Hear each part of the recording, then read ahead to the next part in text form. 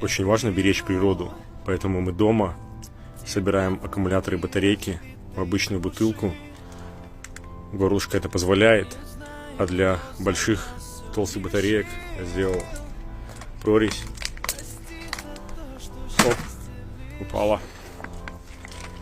Все, а потом это на утиль магазин, специальный контейнер.